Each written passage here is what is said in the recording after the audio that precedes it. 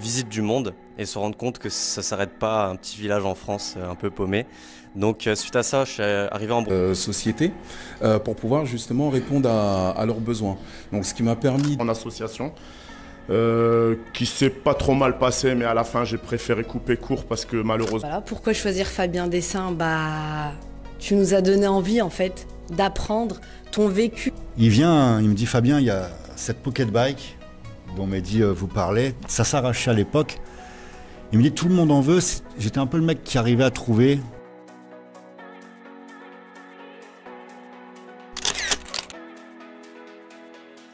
Je vais donner la parole à Yves qui va se présenter. J'ai connu Fabien dans ce contexte. En fait, on s'est connus en Thaïlande. Et ce que j'ai admiré le plus en lui, c'est justement cette connexion entre l'Europe et l'Asie.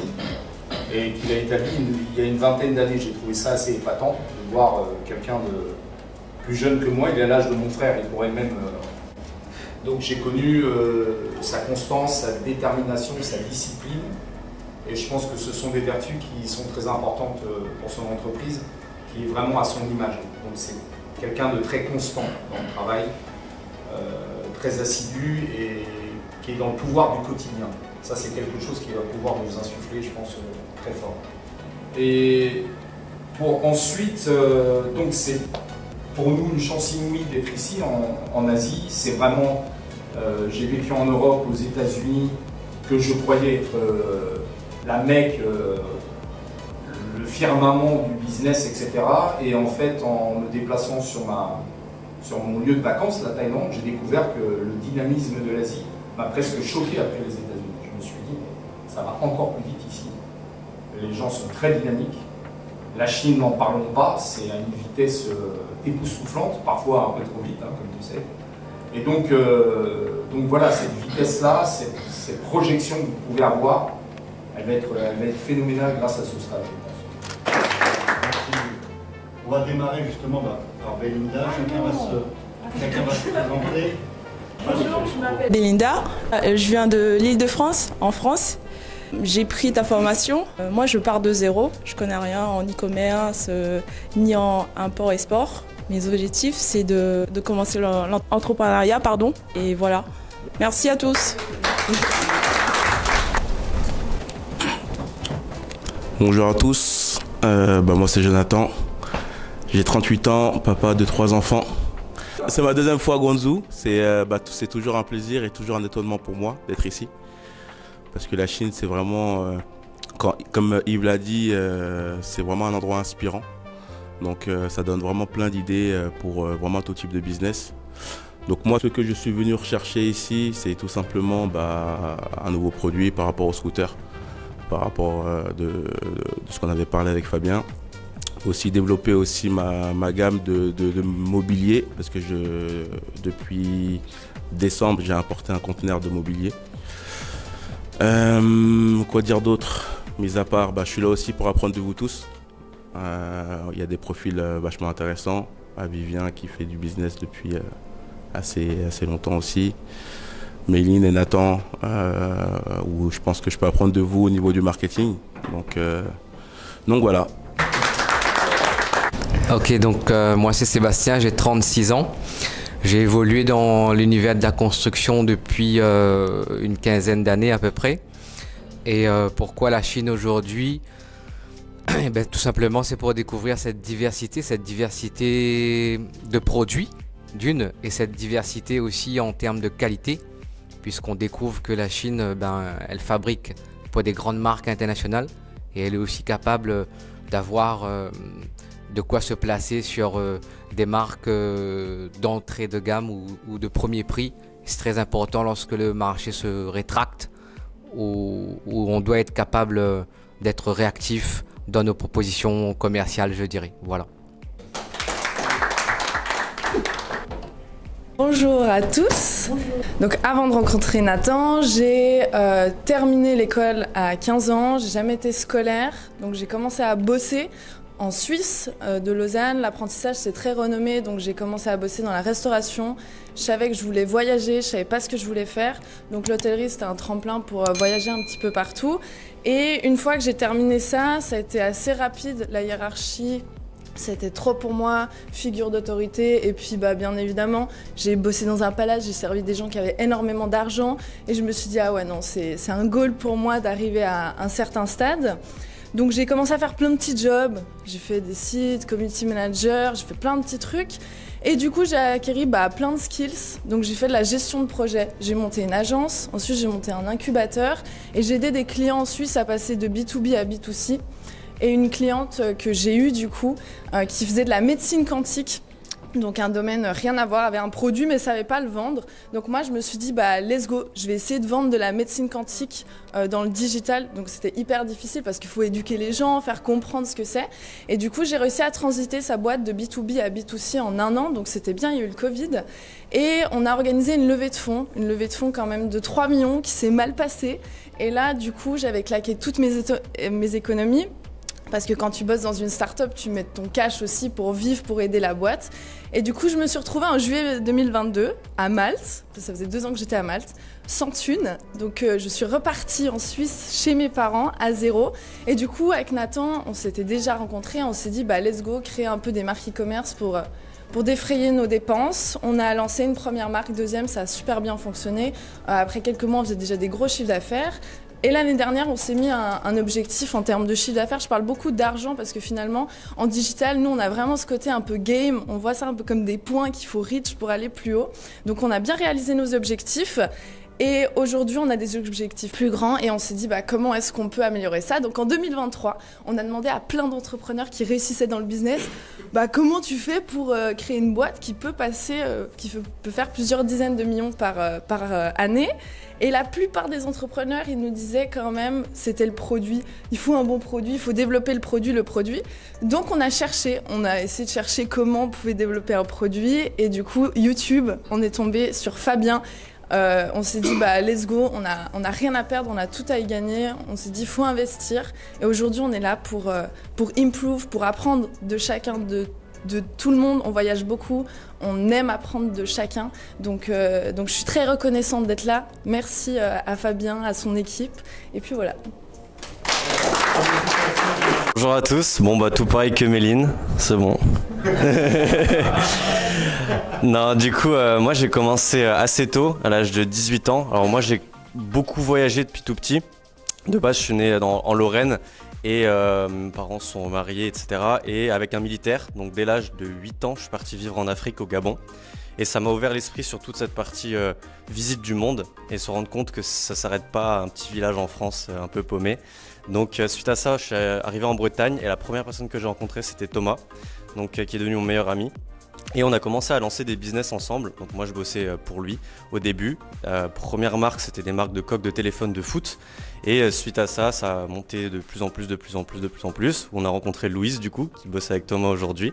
Et suite à ça, moi je me suis plutôt focalisé dans la partie marketing et optimisation de site internet. Donc moi je suis plus data, donc je regardais vraiment les data, comment améliorer tout ce qui va être du coup le taux de conversion, comment on peut vraiment chercher à gratter des petits pourcentages d'interaction, parce qu'aujourd'hui tout se passe sur l'interaction avec les clients. Donc comment les gratter des pourcentages pour captiver l'attention au maximum. Donc ça c'est mon taf aujourd'hui. Et suite à ça, j'ai aussi développé mon agence, donc j'accompagne des marques en e-commerce pour qu'elles puissent améliorer leur performance. J'ai aussi, du coup, avec Méline, on a nos marques ensemble où on s'occupe de ça de notre côté. On a développé aussi une dernière marque en plus qui arrive là très prochainement. Et aussi en parallèle, pas mal de crypto, où j'ai vécu à Dubaï de plus de 2 ans, donc j'étais vraiment dans ce cercle crypto, NFT, etc. Et puis voilà, donc pour continuer sur l'histoire de Méline, et j'ai bien aimé ce que tu avais dit, Fabien, c'est que nous, on sait vendre, mais on ne sait pas acheter. Et c'est aujourd'hui la complexité de ce qu'on recherche, c'est apprendre à acheter. Et moi, personnellement, je sais que je ne sais pas réellement me vendre, je ne sais pas bien acheter, je ne sais pas négocier, et c'est aujourd'hui ce que je cherche en premier lieu. Voilà. Peu importe le produit, peu importe le projet. Alors bonjour tout le monde, je me présente, Yamina, 31 ans, auxiliaire de vie. Alors nous on part vraiment de rien, on connaît rien dans l'import-export. On aimerait découvrir l'import-export. Et pourquoi la Chine ? On aime bien se lancer de nouveaux défis. Je pense que tout commence par la Chine. Voilà, pourquoi choisir Fabien Dessin ? Tu nous as donné envie en fait d'apprendre. Ton vécu fait que au jour d'aujourd'hui on est ici. Et puis voilà. Bonjour à tous, Karim, 35 ans, chauffeur taxi. Alors en fait, ça a commencé comment? On avait des salaires à peu près stables, elle et moi. Et on voulait casser cette routine, aller de l'avant à deux, parce que déjà c'est pas un truc qu'on fait seul. On a vraiment décidé de le faire en couple. Et de se lancer, ouais, le défi de réussir et de faire son premier conteneur, pour nous c'est une très grande fierté. Pour après par la suite s'agrandir et voir essayer d'avoir une autre vue sur l'avenir et de pas rester dans justement la routine qu'on avait, boulot, dodo. Ça, on veut voyager, on veut essayer de s'exporter dans d'autres pays, on ne sait pas encore. Mais c'est plus le fait de travailler à deux, d'avoir une liberté à deux et pas de se dire je travaille pour quelqu'un et je dois suivre les règles, mais on veut faire nos propres règles à nous deux en fait. Voilà. Bonjour à tous. Du coup, moi, c'est Louise, j'ai 34 ans. J'ai un parcours hyper atypique parce que j'ai la bougeotte, je tiens pas en place. Donc j'ai toujours bossé, même pendant mes études. J'ai démarré dans l'esthétique, après j'étais dans l'événementiel, j'ai bossé en agence. Donc j'ai vraiment switché. Après j'ai été chef de projet, directrice des opérations dans des espaces de coworking. Donc voilà, c'est vraiment je tiens pas en place. Et il y a quelques années, suite à un souci professionnel de mésentente, j'ai décidé de me lancer à mon compte et de plus être dépendant de quelqu'un. Donc c'est comme ça que j'ai démarré dans le e-commerce en rencontrant les bonnes personnes par hasard, juste par recommandation.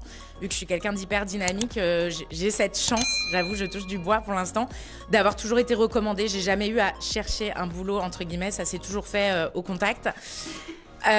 Du coup, j'ai démarré tout doucement dans l'e-com. Au début, je me suis spécialisée dans tout ce qui était relations clients. Donc vraiment tout le contact avec le client, les mises en place de process, etc. pour que tout soit fluide, tout se passe bien. Et au fil des années, je me suis spécialisée du coup dans l'achat produit, dans tout ce qui est supply. Et là, aujourd'hui, ce que je suis venue chercher, c'est pour les clients, enfin le client notamment Thomas, dont Nathan parlait tout à l'heure. De pouvoir être justement plus au point sur tout ce qui est supply, achat produit, de pouvoir maîtriser en fait tout le process, toute la chaîne de production et d'être plus à l'aise sur ce domaine vu que c'est pas du tout mon domaine de prédilection. Et du coup, ça s'est fait via Nathan et Méline qu'on ait cette opportunité de découvrir Fabien. Donc j'ai commencé à regarder un petit peu ses formations, j'ai passé l'entretien, on a été accepté. Je me suis dit banco. J'étais la seule en plus de l'équipe à bien vouloir partir en Chine. Donc j'ai dit go, on y va.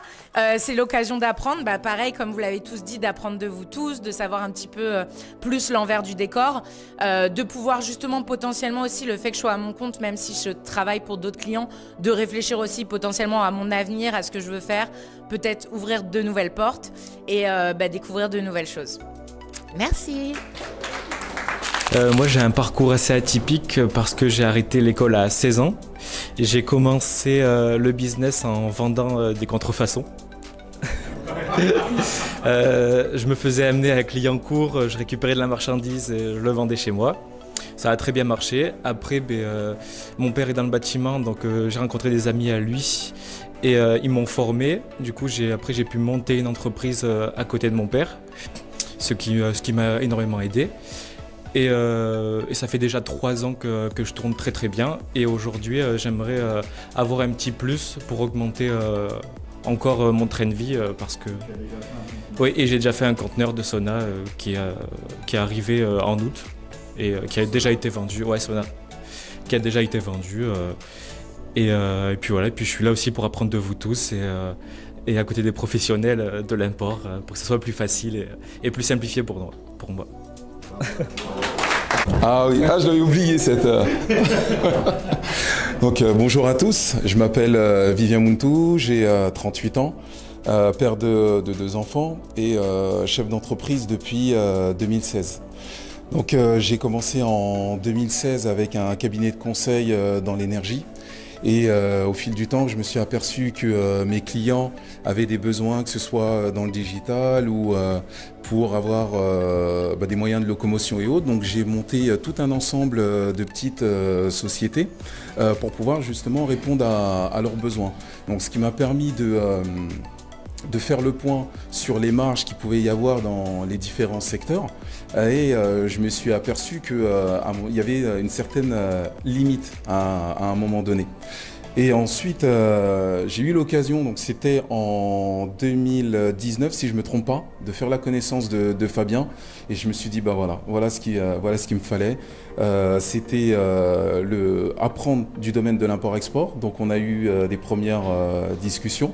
Il y a eu un feeling. Donc à partir de là, j'ai pu assister aux différents stages, que ce soit mindset, business et autres, qui m'ont permis au fur et à mesure de pouvoir grandir et de pouvoir structurer davantage mes idées. Parce que j'ai à peu près 70 idées de business par minute, mais c'est pas suffisant. À un moment donné, il faut se recentrer, se focaliser et mettre son énergie là où l'impact peut être le plus important. Donc, par rapport au business de l'énergie dans lequel je suis, qui est très porteur en France, j'ai vu aussi, par ma double culture, qu'il y avait aussi un potentiel qui était conséquent en Afrique. En Afrique, surtout dans l'Afrique de l'Ouest, il y a beaucoup de commerçants. Sauf qu'aujourd'hui, ça reste encore de la débrouillardise, bien organisée, mais de la débrouillardise. Donc là, mon objectif est très clair, c'est de développer une structure qui va permettre tout à chacun de pouvoir s'élever au niveau économique et de pouvoir justement faire de l'importation de produits sur la Chine.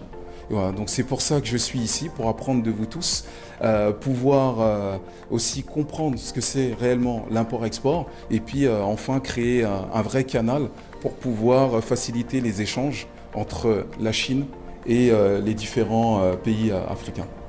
Voilà. Bravo Vivien. Pour moi, c'est primordial. On passe une semaine ensemble, il faut que ce soit quelque chose qu'on n'oublie pas, qu'il n'y ait pas non plus de prise de tête. Je m'en fous, le business, le chiffre d'affaires, c'est pas ça, ça m'intéresse pas.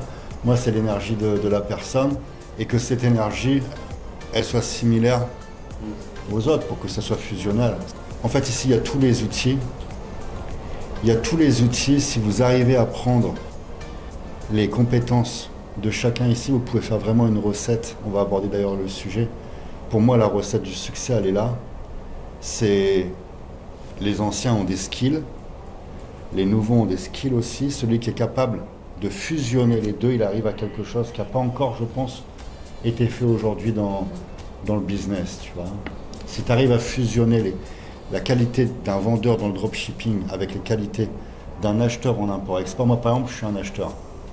Je ne suis pas un bon vendeur, j'ai des personnes qui sont beaucoup plus fortes que moi. D'ailleurs, dans mon équipe, ceux qui s'occupent de les stratégies de vente, c'est pas moi. Moi, c'est vraiment l'achat. Tu fusionnes ces deux choses-là dans votre business model, il y a vraiment du no limit, je pense. Tu vois. Mehdi, si tu veux bien te présenter, ce serait cool. J'ai démarré très très jeune, je suis issu d'une famille modeste, donc j'ai arrêté l'école à l'âge de 15 ans. Donc j'ai commencé à travailler à l'âge de 16 ans, donc j'ai fait vraiment tous les jobs inimaginables. J'ai jamais aimé l'autorité, avoir un patron, c'est pas mon truc, donc j'ai compris tout de suite que j'étais fait pour faire du commerce. Donc j'ai eu ma première activité qui était un restaurant à l'époque, j'ai ouvert mon premier restaurant en association, qui s'est pas trop mal passé, mais à la fin j'ai préféré couper court parce que malheureusement je suis tombé sur un associé qui était pas très courageux.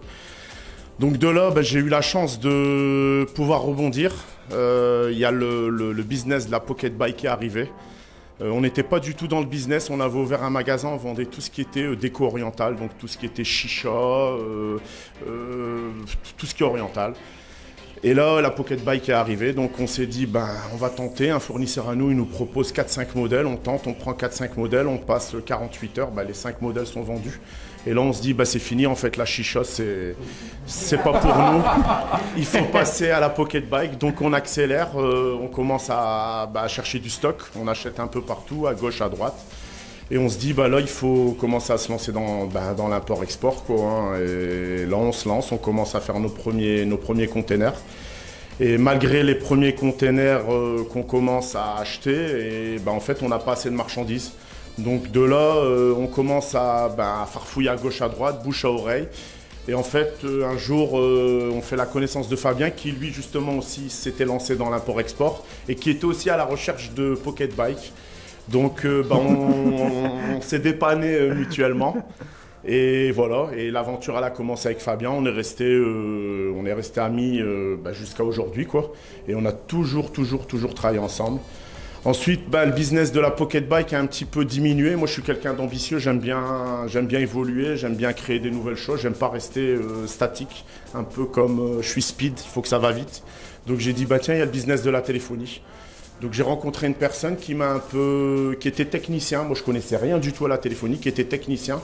Et qui était un petit peu en fait à la ramasse, qui avait un talent, mais qui ne savait pas l'exploiter. Donc je lui ai proposé mes services financiers en fait, parce qu'il n'avait pas d'argent pour lancer l'activité. On s'est lancé, donc j'ai investi pas mal d'argent au début. Donc on a créé un magasin, on a créé un deuxième. Malheureusement, en cours de route, cette personne, je l'ai perdue parce qu'il pensait que bénéfice, empoché. Mais au niveau du travail, après, ça ne donnait plus rien. Donc on a préféré se séparer de cette personne. En fait, chacun a repris sa place. Moi, j'ai formé mon petit frère, qui avait quel âge? Qui avait 18 ans à l'époque, 18-19 ans. Donc je lui ai d'abord fait passer 1 an en entreprise. Je lui ai dit, il faut que tu travailles pendant 1 an en l'usine, que tu charbonnes bien, que tu sues, que tu te fais mal aux mains, aux bras. Et après, tu viendras avec moi. Donc je l'ai formé, il a appris sur le terrain. Aujourd'hui, ça fait 10 ans qu'il travaille à mes côtés. Donc je lui ai confié toutes les responsabilités du magasin de téléphonie. Moi, j'y suis très rarement. Je suis plus encore du côté moto, parce qu'on continue le business des motos, mais au ralenti. Et voilà. Et en fait, ce qui s'est passé, pourquoi aujourd'hui je me retrouve là devant vous, c'est qu'en fait, mon fils devait faire un stage parce qu'il veut faire une école de commerce internationale. Donc j'ai sollicité Fabien pour qu'il puisse faire le stage auprès de Fabien. Donc Fabien forcément a accepté. Merci à lui d'ailleurs encore aujourd'hui, parce que mon fils a des souvenirs dans la tête là, qui tournent, ça ne s'arrête pas. Et voilà quoi, donc aujourd'hui je me retrouve devant vous, c'est la 3e session de stage à laquelle je participe. Et je vais mettre mes compétences d'expert en téléphonie, je vais vous faire visiter aujourd'hui le marché de la téléphonie. Et si vous avez des questions, même si je peux vous aider dans d'autres domaines, voilà, je suis là à votre disposition, il n'y a pas de problème, c'est avec le cœur. Voilà. Il y a une super énergie, on déjeune souvent ensemble, toujours positif lorsqu'il est en train de parler de quelqu'un, c'est toujours de façon positive, j'apprécie beaucoup. Quand je dis c'est un homme de réseau, je t'appelle toujours comme ça, j'ai même dit le jour où si je venais à investir dans un business en Asie, je te mettais comme manager pour faire venir les clients, parce qu'il arrive vraiment à réunir tout le monde et il a vraiment une super énergie. Donc merci à toi d'être à mes côtés aujourd'hui. Et Mehdi, comme tu l'as dit, on se connaît depuis très longtemps. Quelqu'un de confiance aussi, personne en qui j'ai confiance.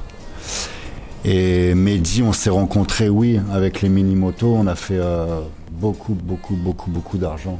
On peut dire beaucoup d'argent. C'est des camions complets, en plus c'était des transactions qui sont différentes, ça va vous parler parce que quand on bosse dans le digital, on voit tout passer en virement, mais nous c'était vraiment tout en cash.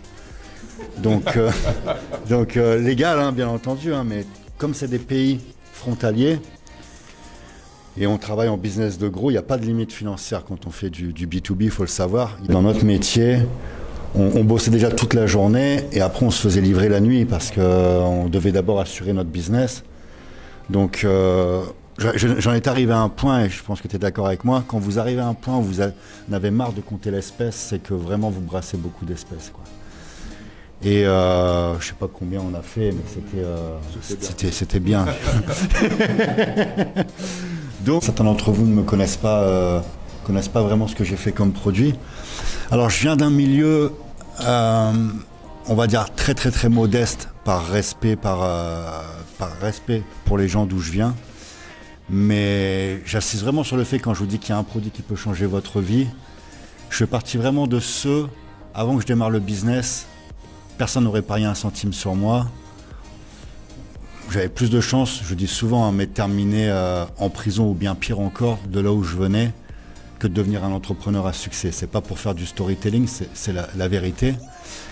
Et moi aussi, j'ai démarré avec la contrefaçon, j'ai démarré avec pas mal de choses qui ne fallait pas. J'ai démarré avec d'ailleurs un casier judiciaire. On fait tous des erreurs. Et pour moi, le business, ça a été le moyen de me remettre dans le droit chemin.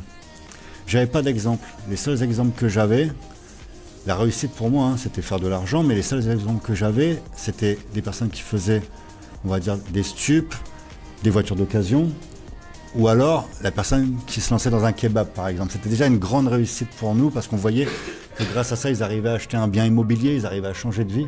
Un simple snack, à l'époque, ça pouvait changer une vie, quoi. Donc je faisais un peu de business, et à chaque fois que je voulais monter quelque chose de légal, d'officiel, on va dire, je me rendais compte que j'accumulais les charges sociales, business avec ce qu'il y a en face. Puis un jour, quand je dis que c'est un produit qui change votre vie, on est vraiment un produit d'une réussite. C'est aussi simple que ça. J'ai un ami qui vient, David, un ami d'enfance. Je dois beaucoup à David. Il vient, il me dit, Fabien, il y a cette pocket bike dont Mehdi vous parlait. Ça s'arrachait à l'époque. Il me dit, tout le monde en veut. J'étais un peu le mec qui arrivait à trouver les bons plans. Il me dit, on est une dizaine à vouloir une pocket bike, et ça part de cette idée-là. Ok, ça coûte 350 €. En Allemagne, on en a acheté 10, ça coûtait à peu près 200 €. Et je me dis, bon, c'est made in China. Et à l'époque, la pocket bike était vendue 350, coûtait 75 $. Alors, je ne suis pas importateur, mais je me dis, forcément, à mon avis, elle doit me revenir à, imaginons, 150, ça me permet de faire quand même une belle culbute. Et en fait, avec le taux de change, on avait un euro qui était très puissant à l'époque. 75 $, ça revenait à 50 € la pocket bike qui se vendait donc 350. Alors je me dis, ok, comment importer le conteneur rapide? J'appelle les douanes, les taxes, etc. Et je me rends compte qu'il faut 15 000 €. 156 motos, 15 000 € à peu près et quelques euros pour faire venir donc ces motos. Mais voilà, entre 10 motos et 150, il faut quand même réussir à les vendre. C'est pas le tout de... Et à l'époque, j'ai 3 000 € en poche. Ok. Donc, un point qui est important, c'est pas l'argent, c'est l'idée qu'il faut trouver. Parce qu'on arrive à trouver l'argent, on arrive à la trouver. 15 000 €, c'est pas des millions, vous êtes d'accord avec moi, et ça permet de faire ce premier conteneur. Donc, je me dis, je vais tester, voir si ce produit il est vraiment intéressant. Je fais des annonces sur un site qui s'appelle encore d'ailleurs, mais je sais pas s'il fonctionne bien, Desktop Plus. Je mets cette annonce. La chance, on la provoque et je crois à la bonne étoile. Et je pars faire un petit tour en vélo et je reçois des emails, des appels. Un client au Luxembourg qui veut 50 motos, un client à Grenoble qui veut 25 motos, mais vraiment très très rapidement. On sent que le produit, il s'arrache. Je sens que je suis sur un truc que tout le monde veut, quoi. Donc, je me retrouve avec des précommandes. J'ai, on va dire, plus de la moitié du conteneur qui est vendu. Mais c'est que des suppositions. Je vais un peu plus loin, j'appelle le client au Luxembourg. Je jouais sur le fait que j'allais être livré, ce qui était faux.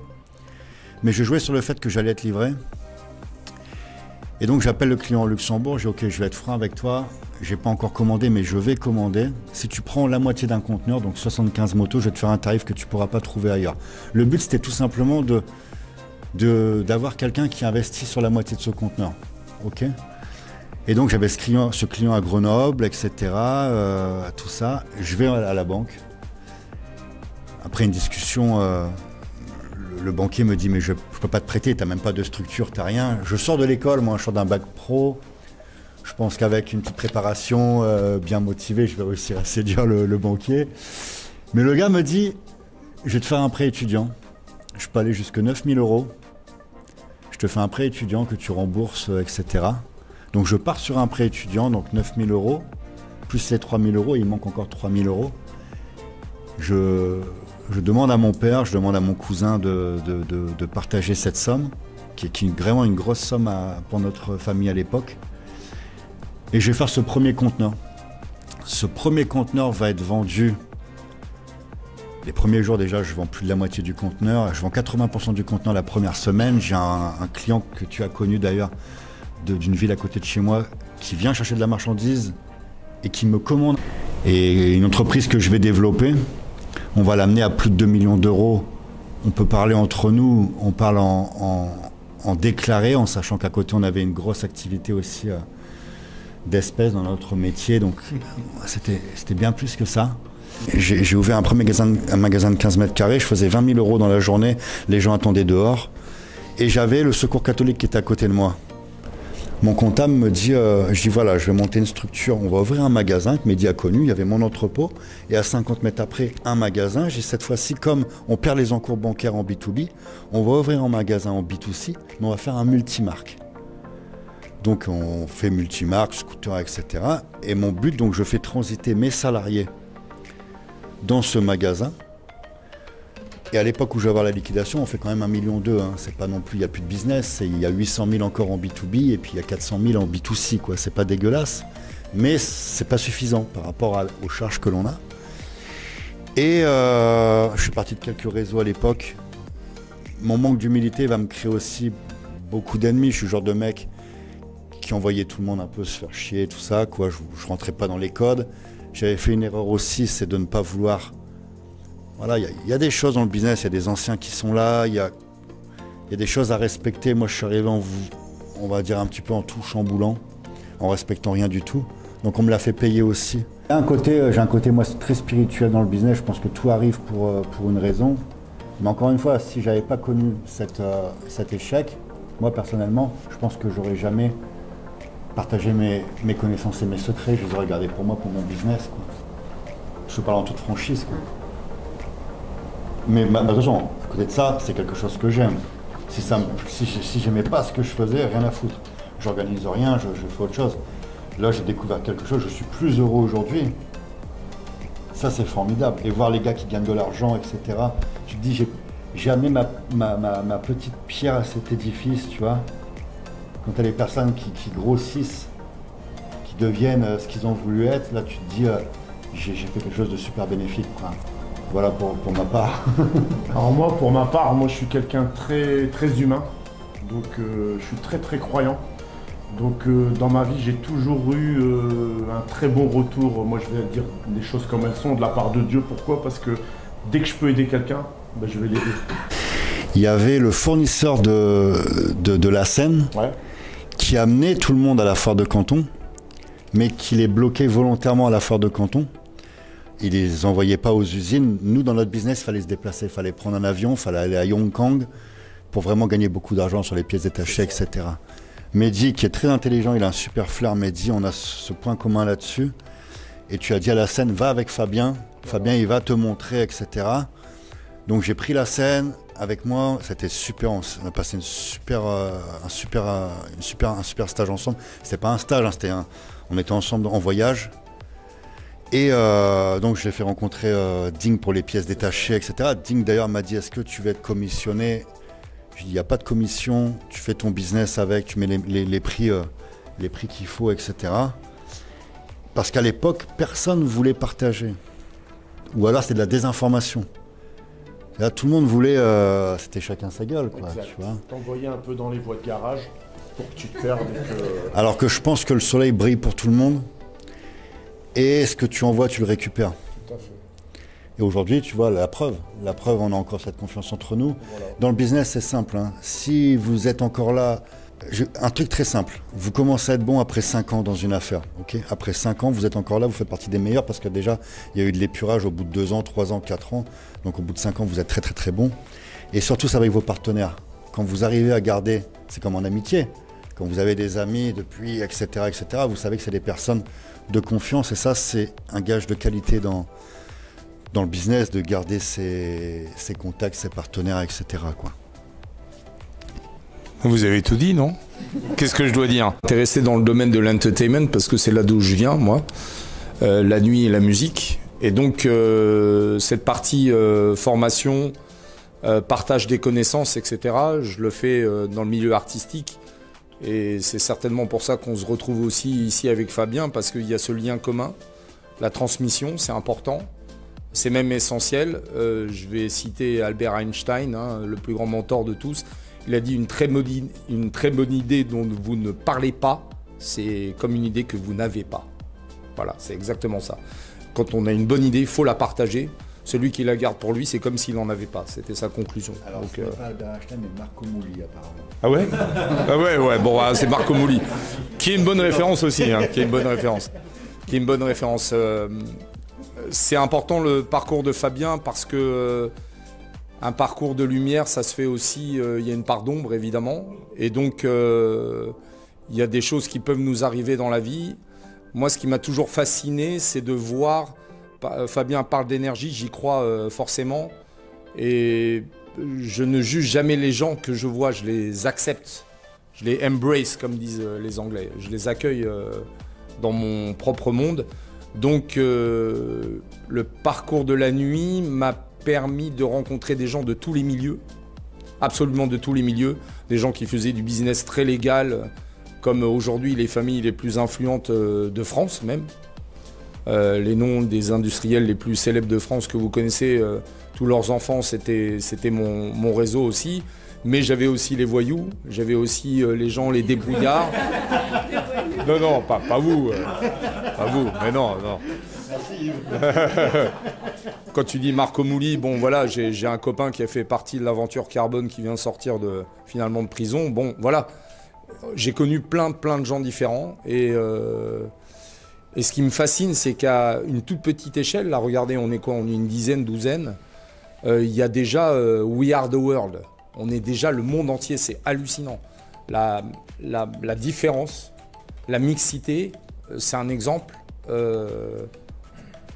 pour moi de réussite incroyable parce que chacun a des clichés sur l'autre qu'on ne verbalise pas, qu'on ne connaît pas. On se dit, bon, bah, attends, si lui, il est ça, il va faire ci, etc. Et là, grâce à ce stage, on voit que tout le monde est drivé par le business.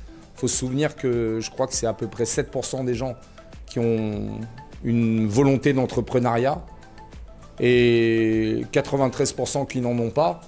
Et la plupart des gens ont pas toujours une bonne perception d'un entrepreneur. Un entrepreneur qui fait faillite en France, c'est une catastrophe, alors que non. Un entrepreneur qui fait faillite aux États-Unis, c'est un mec qui a eu une idée et qui va en avoir une autre après. Les États-Unis ne jugent jamais l'entrepreneuriat. Ah, t'as déposé le bilan, bon, c'est quoi ta prochaine idée? Tout de suite, on rebondit. En France, c'est tout de suite, ah, t'as déposé le bilan, bravo. Ouais, ben excuse-moi, j'ai essayé. Donc le maître mot, c'est essayer. Ce que disait Yves Montand en art est tout à fait valable en entrepreneuriat. Il faut essayer, c'est ça le maître mot. Essayer, tout le temps. Voilà les amis. Super. Dès le programme du stage, je voudrais juste appuyer sur 1, 2, 3, 4, 5 points. Je voulais au départ vous parler de la négociation, mais on a fait un module qui est très intéressant dans la formation et je ne veux pas faire du réchauffé. J'écoute beaucoup le fait simplement d'avoir pris un café avec toi, d'avoir discuté ensemble. C'est dans ces moments-là où vous parlez de business et qu'il y a des choses très importantes que je veux partager avec vous parce que c'est typiquement pour vous. L'importance des normes dans le business, les amis. Nathan, il a fait un conteneur et il y en a beaucoup comme ça. D'ailleurs, moi, le premier conteneur que j'ai fait, je pense que si je le refais aujourd'hui, il passe même pas la douane. Comme ton conteneur que tu as fait, l'importance des normes dans l'import-export. Il faut vraiment s'assurer, vous allez voir beaucoup de produits à la foire de Canton. Généralement, quand vous voyez un produit, voilà, vous avez un coup de cœur, ça vous plaît, vous demandez le tarif. Vous vous dites, voilà, il y a une belle marge à faire. On enchaîne sur les normes. Le produit, s'il n'est pas aux normes, soit vous avez deux choix, vous dites, ok, j'ai pas de débit assez pour aller plus loin, ou alors vous avez la possibilité, qui sait, de passer le produit aux normes, bien que ça a des coûts compliqués. Mais le point sensible de notre métier, c'est vraiment les normes. C'est un business qui est très rentable. Il faut savoir que quand vous êtes importateur, vous êtes d'accord, là où vous avez le plus de bénéfices, mais aussi le plus de responsabilités. Vous êtes la personne qui introduit la marchandise sur le marché. C'est-à-dire, s'il y a un accident, chose qu'il faut ne jamais souhaiter, imaginons encore pire que ça, que vous ayez sur la conscience quelqu'un qui a perdu la vie, vous allez avoir ça sur la conscience, mais à côté de ça, vous allez aussi entamer pour une aventure qui va être assez délicate. Donc il faut bien s'assurer des normes. Alors bien entendu, tout le monde peut faire un conteneur, le conteneur va passer et vous n'aurez pas de problème. Il y a toujours la tendance à faire des produits un peu sauvages, mais il faut vraiment s'assurer de bien respecter les normes, parce qu'imagine ton premier conteneur que tu fais, ça peut se solder par un échec et tu as toute ta trésorerie. Un conteneur bloqué, c'est soit un merdé volontaire avec un truc dangereux, mais sinon, au choix, il y a la destruction, il y a la réexpédition dans le pays d'origine, la réexpédition hors Europe, ou la mise en conformité. Dans tous les cas, vous allez avoir un coût financier, une perte de temps et forcément, comme je viens de le dire, d'argent. Donc il faut vraiment s'assurer les normes. Sinon, vous pouvez... je peux vous en raconter beaucoup, sincèrement, d'histoires d'entrepreneurs qui regardaient les vidéos, c'est très bien, mais qui se sont mis à importer comme ça, avec des conteneurs bloqués. Et ça, je souhaite vraiment à personne. Donc aussi, un point extrêmement important, le risque du paiement. Il y a beaucoup d'arnaques en Chine. Chinois qui est dans l'usine, qui fait partie de l'arnaque, faites très attention. Et très souvent, même maintenant, quand vous recevez un mail, l'usine vous dit, voilà, en adresse rouge, payez uniquement à cette adresse. Il y a tellement, sincèrement, beaucoup de personnes qui ont perdu. Moi-même, j'ai perdu plus de 50 000 € sur un virement à l'époque. Je n'étais pas là, c'est mon équipe qui l'a fait. Ils ont reçu un mail avec une adresse différente. J'ai validé, moi, le fait de payer le fournisseur, mais qui a été payé un mauvais fournisseur. Donc faites très attention, c'est des choses qui arrivent. Ensuite, alors je vais rebondir. Nous, c'est pour ça que chez GITC, nous, on a pris en compte tout ça. Chez GITC, sans vouloir vendre nos services, on garantit le paiement. S'il y a une erreur, c'est l'erreur de GITC. C'est quelque chose qu'on permet aux débutants d'avoir une sorte de protection, on va dire. Ensuite, chiffre d'affaires et bénéfices. Que ce soit un commerçant en physique ou un commerçant dans le digital dropshipping, il faut savoir faire la différence entre chiffre d'affaires et bénéfices, dans le sens où encore on t'a entendu parler, Méline, et c'est récurrent chez beaucoup de personnes. Le chiffre d'affaires, c'est important. Celui qui va te dire c'est pas le plus important, c'est faux. Si tu veux grandir dans le business, il faut du gros chiffre d'affaires. Les banquiers, ils veulent du flux. D'ailleurs, à un certain moment, tu quittes ton agence locale, tu passes en centre d'affaires, généralement peut-être de 2 millions. Donc le flux, c'est ce qu'ils aiment les banques. Les banques, ils s'en foutent que tu sois avec de l'argent sur le compte ou à découvert, en fait. C'est pas ça, c'est le flux que tu vas leur envoyer. C'est là-dessus qu'ils font des opérations. Donc le flux, il en faut. Entre faire 100 000 de chiffre d'affaires et 50 000 de bénéfices, je pense sincèrement qu'il faut mieux faire 500 000 de chiffre d'affaires et 50 000 de bénéfices, tu vois. Parce que tu es quand même quelqu'un d'important. Maintenant, il ne faut pas non plus faire une course au chiffre d'affaires, dans le sens où si tu fais 1 million de chiffre d'affaires, mais que à la fin, il te reste 20-30 000, je pense qu'il y a quand même là beaucoup de risques, beaucoup de flux. Et je pense dans le dropshipping, si on regarde le dropshipping, si vous faites 1 million dans le dropshipping et 1 million dans un business solide, les 1 million vont vous permettre de prendre un salaire, de payer les salariés, de payer le local, de payer la TVA, de payer les charges sociales. Je pense que 1 million dans le dropshipping, ça va être délicat de payer toutes ces charges-là en face, tu vois. Pourquoi ? Parce que justement, vous avez oublié le fait de savoir acheter.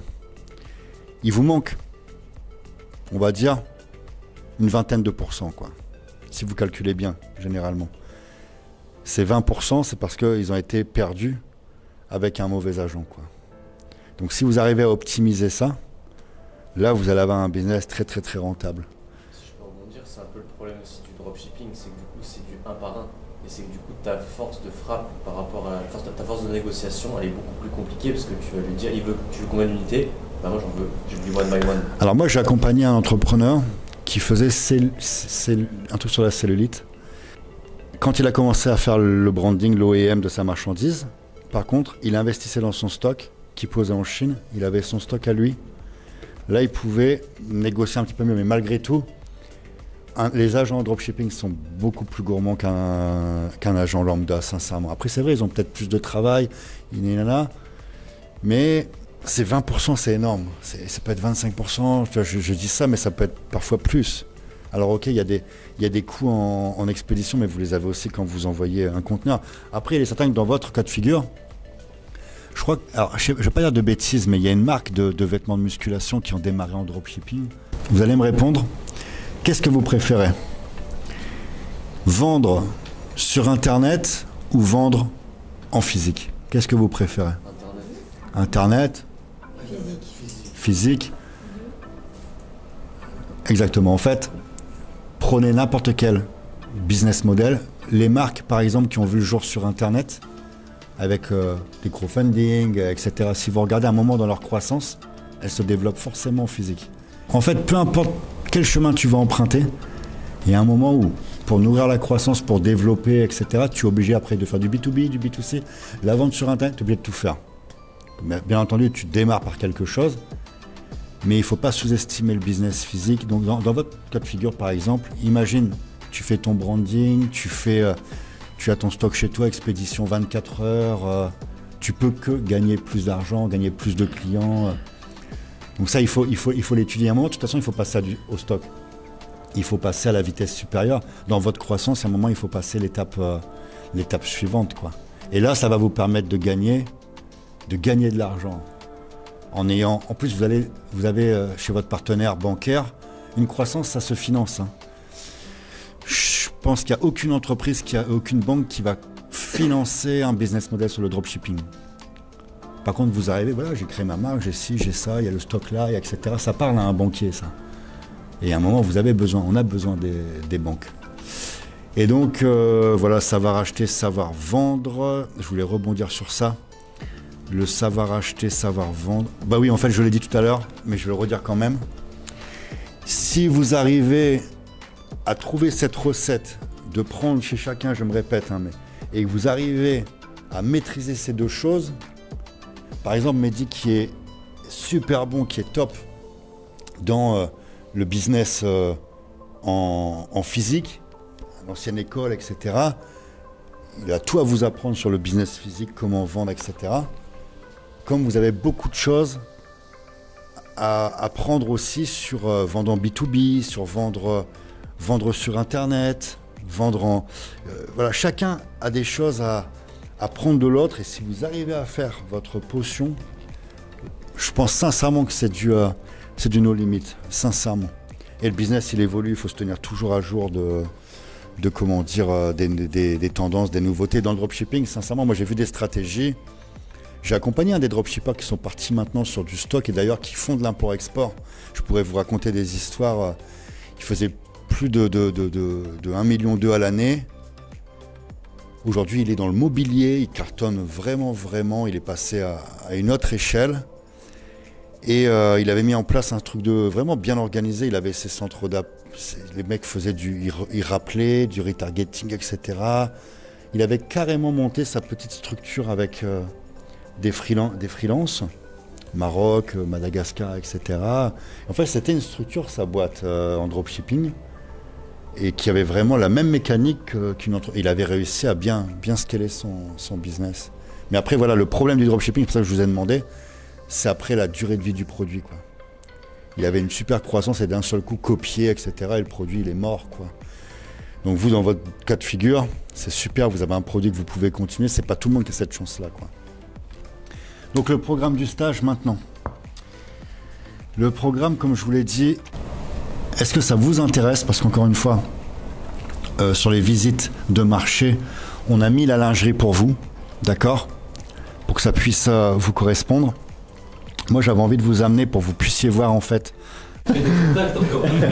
Donc on va voir comment planifier en fonction de la carte. Qu'est-ce qui est le plus simple? On va faire la téléphonie, ensuite on verra s'il faut aller à la contrefaçon ou en premier, voilà. Je pense qu'il faudrait faire la lingerie et après, ouais, voilà. On va voir comment. Petit battement, par exemple 8 heures parce qu'on sait qu'il y aura ça va traîner. Si je donne 8h30, on va partir à 9h. Ce matin à 8h, on a dit on se donne rendez-vous, on part prendre un café. Voilà. On l'a fait, hein. À 8h, on est parti prendre le café. Voilà. Non? Mais par contre, moi, du coup, j'avais 5 minutes de retard, mais à 8h35, j'étais là parce que je croyais que c'était 8h30. En fait, non, en fait, on avait dit 8h30 ici pour préparer la salle. On avait dit 8h30. Et hier, comme il y avait beaucoup de retard, voilà. Non, je préfère avoir l'heure. Non, je vous assure que demain, on part à 8h30, sincèrement. 8h30, on part. Bah, 8h30 pile, on décolle. Ouais, on décolle. Il est là, celui qui est pas là, bah, il nous rejoint, il se débrouille, il monte dans le bus à 9h ou voilà, il nous cherche. Et bon courage. Donc, Phare de Canton, comment voir en privé? Vous demandez à Mehdi ou Yves, voilà, si jamais je suis avec quelqu'un, etc. Comme ça, on se planifie un créneau, on va voir ensemble. Je sais que dans ce groupe, il n'y a pas de problème, mais je le répète, le soleil brille pour tout le monde, il y a plein d'idées de produits, et je sais que vous n'êtes pas comme ça, mais je le dis parce que ça m'est déjà arrivé sur le premier stage. où les personnes avaient l'impression ils vont se faire voler des idées. Il y a tellement de produits, il y a tellement de possibilités qu'il n'y a pas d'inquiétude de ce côté, sincèrement. Je sais que vous n'avez pas ce mindset-là, mais je voulais juste le dire. Je plaisante. Comme je t'ai dit hier, tu vois, on va faire le premier jour à la foire. Déjà, à la fin de la journée, on fera le point si tu veux, tu auras déjà plein de choses qui vont t'inspirer. C'est obligé. Tu vas sentir les choses. Ça va venir. Voilà, le but, c'est pas de te dire, il faut que je trouve quelque chose, c'est de laisser aller. Voilà. Tu vas voir des choses, tu vas t'intéresser. L'idée après la foire, il y a un planning de dîner, alors je ne l'ai pas sous les yeux. Et après le dîner, ce serait bien qu'on puisse se voir tous ensemble et de faire un point aussi dans la chambre, par exemple, on est très bien. Et comme ça, on peut échanger, faire un petit débriefing sur ce que vous avez vu, comment vous avez senti la journée, ça serait très intéressant. Juste rebondir, je vais donner un conseil par rapport à ça, parce que nous, c'est vrai qu'en e-com, le produit, c'est aussi énormément. Il faut que tu t'inspires des autres, que tu parles avec des gens. Hein? Ouais, non, en fait, parle avec des gens, comprends aussi comment fonctionne le marketing, comment tu vas vendre, etc. Note tes petites idées et au fur et à mesure que tu vas te créer tes propres filtres en mode, ok, par exemple, il parlait des scooters électriques ou autre chose. Beaucoup des SAV, ok, ça c'est un peu trop compliqué. Note que tu vas acheter un peu. Par sélection en fait. Voilà, ça sur le point, tu es à la foire, tu vas avoir une option si on est dans le timing pour une visite suivante sur Guangzhou, un sourcing qui est en cours sur des panneaux. Alors c'est très précis, mais je voudrais essayer d'aller le faire. C'est des panneaux qui couvrent le bruit, etc. Il y a un gros marché là-dessus. On a un partenaire qui est en train de passer commande, donc je voulais me déplacer chez le fabricant. C'est pas l'isolation, c'est acoustique, tout à fait. Ouais. Le 19, on se rend sur Foshan. Vous allez découvrir le Louvre. D'abord, on va faire le Furniture Mall. C'est énorme, alors c'est énorme, des centaines, pour pas dire de milliers de boutiques sur plusieurs rues, etc. Foshan, c'est la capitale du meuble. Vous allez voir des produits magnifiques. On va ensuite au Louvre, qui est un mall où vous pouvez acheter à l'unité. Mais on va dans ce mall tout simplement, c'est un truc énorme, vous allez halluciner. Et ce mall, il contient toutes les possibilités que vous avez sur le mobilier, toutes les tendances, absolument tout, avec certains niveaux qui montent jusqu'à des reproductions antiques. Il y a vraiment tous les styles, c'est impressionnant et il faut vraiment y aller pour un peu voir les tendances et suivre un petit peu les produits. On passe toujours un très bon moment là-bas parce que tout le monde en prend plein les yeux. Ensuite, on va chez Adam. Vous allez rencontrer Adam qui était agent parce qu'aujourd'hui, Adam, c'est sa femme qui l'a remplacé au sein de chez GITC, mais il a toujours un petit œil quand même sur les sourcings que l'on envoie et les conteneurs qu'on fait partir. Donc vous allez rencontrer Adam qui est un partenaire de confiance, chez qui on a passé aussi pas mal de commandes, notamment il y a Jonathan qui est autour de cette table qui a passé commande aussi, des produits de très très bonne qualité. Là vous allez aussi vous rendre compte qu'il y a des grosses marges à faire avec des produits très classiques et notamment avec beaucoup de demandes sur le marché. Ensuite, on fait une autre usine de canapés qui est énorme, avec qui on veut démarrer le business. Donc c'est une nouvelle visite. Vraiment une très belle histoire. Ils ont démarré petits, ils sont aujourd'hui vraiment énormes. Et si on a le temps... Quand tu dis usine, c'est là où la main-d'œuvre se fait? Ouais. Tout à fait. Là où ça se fabrique, directement usine. Pas comme on dit Opus. Non, là on est vraiment là. Vous allez assister à des cycles de production. Voilà, c'est ça. On va visiter. Et tout Bon, on a le droit de prendre des vidéos. Oui, bien sûr. Ensuite, on va voir encore une fois. Il y a encore deux visites, ça va être compliqué. Je voudrais qu'on retourne à l'usine de fauteuils. On a passé pas mal de commandes parce que je voudrais qu'ils puissent voir là quelque chose de haut de gamme. Et ensuite, les maisons en type conteneur. C'est un gros marché auquel je crois, dans lequel je vous ai parlé, le Club Elite. Il y a déjà peut-être 3-4 ans que je vous parle de ce produit-là et on voit que c'est en plein développement. Donc une fois de plus, je ne m'étais pas trompé sur ce business. Je termine juste après, garde juste ta question. Là, vous allez voir un conteneur qui est très moderne, que vous pouvez installer complètement. Et je pense que dans le futur, on va utiliser de plus en plus ce type de maison. C'est typiquement ce que fait Elon Musk. il a trouvé une solution pour qu'on puisse habiter dans je sais plus comment s'appelle sa maison là. Voilà. Et il va y avoir un marché sur ce type de produit. Je dis maison conteneur, c'est pas des maisons conteneurs, tu es sur quelque chose, ce n'est un mobil-home, mais tu es très moderne, futuriste. Je te montrerai une photo. Et à l'intérieur, tu as toutes les options, climatisation, volet électrique, ça arrive complet. Donc tu le poses et tu peux vivre dedans avec les branchements.